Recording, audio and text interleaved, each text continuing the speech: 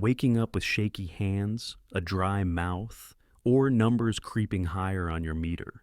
Many seniors think that's just diabetes. But the truth?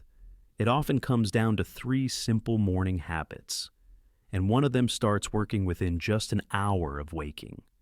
After 60, blood sugar becomes harder to control, especially in the morning. Hormonal shifts, dehydration, and insulin resistance collide, leaving many seniors groggy, thirsty, and shaky before breakfast. But the good news?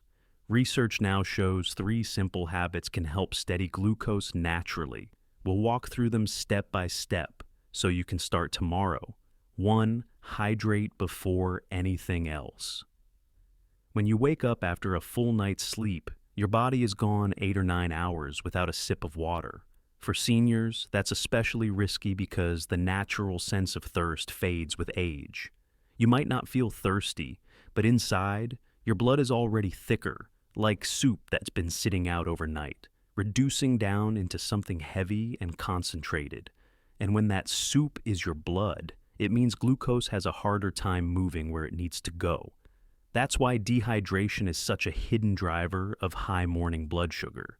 It disrupts a hormone called vasopressin, or AVP, which normally helps balance fluids and blood sugar together. Without enough water, AVP can't do its job. Insulin signaling weakens, and glucose lingers in the bloodstream longer. Research confirms this. A 2013 study on older adults, published in Scientific Research Publishing, found that participants who improved their hydration for just 12 weeks showed an 8.5% improvement in insulin resistance. Another large review showed people who drank less than half a liter a day were at far higher risk of hyperglycemia compared to those consistently reaching 1 liter or more. In other words, water isn't just quenching, it's medicine for your cells. In practice, the solution is simple.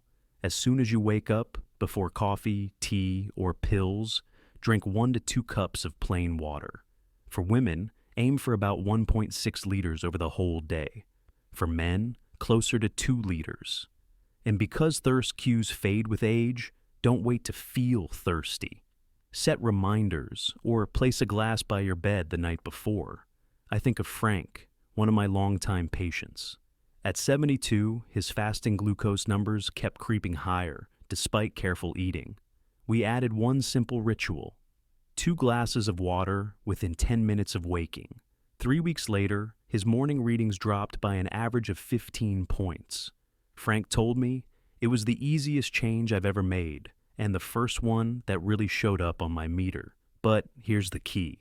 Water alone isn't enough, because the next step decides how your body handles every bite you take. 2. Build a protein plus fiber. Breakfast. For decades, breakfast has been sold as the most important meal of the day. But here's what most seniors don't realize. It's not just eating breakfast that matters. It's what you put on the plate. After 60, muscles begin to lose their ability to act as sugar storage. This happens because of a decline in something called GLUT4 transporters, tiny doorways that normally let glucose into muscle cells. Think of your muscles like parking garages for sugar. With age, many of those garage doors get stuck. The result? More sugar stays floating in the blood instead of being parked away safely. That's where protein and fiber come in. Protein provides the raw materials to repair those parking spots, while fiber acts like a traffic controller, slowing down the flow of sugar so your body isn't overwhelmed all at once. Together, they reduce spikes and keep energy steadier for hours. The science is clear. A 2024 study in Frontiers in Nutrition tested different breakfast types in adults with and without type 2 diabetes. The group that ate 25 grams of protein at breakfast had the lowest blood sugar surge and a healthier insulin to glucagon ratio compared to carb or fat-heavy meals. Another trial, published in Nutrients, 2017, showed that quadrupling fiber from just 2 to 8 grams at breakfast significantly reduced insulin demand over a 4-hour period. So, what does this look like in daily life? Aim for about 25 grams of protein. That's 2 eggs plus a cup of Greek yogurt, or a protein smoothie with unsweetened almond milk. Pair it with 6 to 8 grams of soluble fiber, a tablespoon of psyllium husk, a half cup of oats, or a chia pudding made the night before. And most importantly, eat it within 1 to 2 hours of waking, before blood sugar has a chance to climb unchecked. Take Maria, 68. For years, her breakfast was toast with jam. She'd feel fine at first, but by 10 a.m., she was shaky, exhausted, and reaching for more carbs. When she swapped to 2 boiled eggs in a Gaia yogurt bowl, she told me, "Doctor, I finally feel steady until lunch. It's like someone fixed the wiring in my body." Have you ever felt more tired after what you thought was a healthy breakfast? Share your experience in the comments. I read everyone, but here's the catch. Even the best breakfast can't fix the morning spike on its own. The final habit opens a hidden pathway in your muscles that food alone can't touch. 3. Move within. 1 hour of waking. Even with water and a steady breakfast, blood sugar can stay stubborn if your muscles aren't switched on. Here's why. Your muscles actually have 2 doors for sugar. The first is the insulin door, but with age, that door grows rusty and stiff. It doesn't open easily anymore. The second door is opened by movement. Even gentle movement unlocks it, letting sugar flow into the muscles without waiting for insulin's permission. And mornings are when this matters most.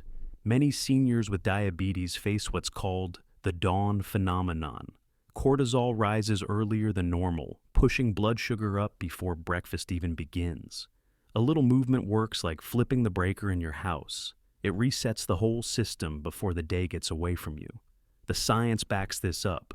A 2022 analysis in the Sports Medicine Journal showed that light exercise within an hour of waking increased muscle sugar uptake 5-fold and lowered HbA1c by up to 0.7%.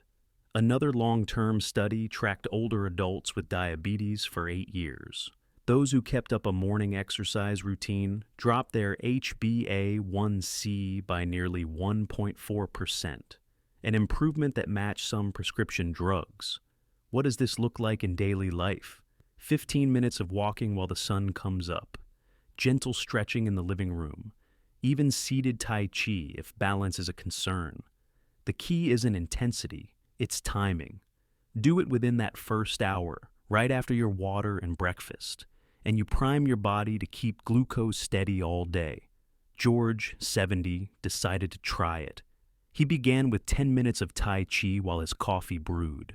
Within a month, he noticed something remarkable. His afternoon crashes disappeared. He told me, "Doctor, it feels like my mornings are fueling me instead of draining me." And here's where most people go wrong. They think the habits don't need order. But the truth is, the sequence matters more than you think. And in a moment, I'll clear up one of the biggest morning myths that keeps seniors stuck. Your mornings are more than just routine.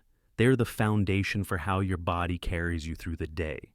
And for seniors living with diabetes, the first hour after waking can set the stage for either steady energy or hours of struggle. Think back on what we covered today.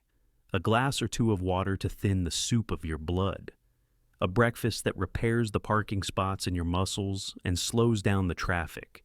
And a short burst of movement that opens the second door for sugar to enter.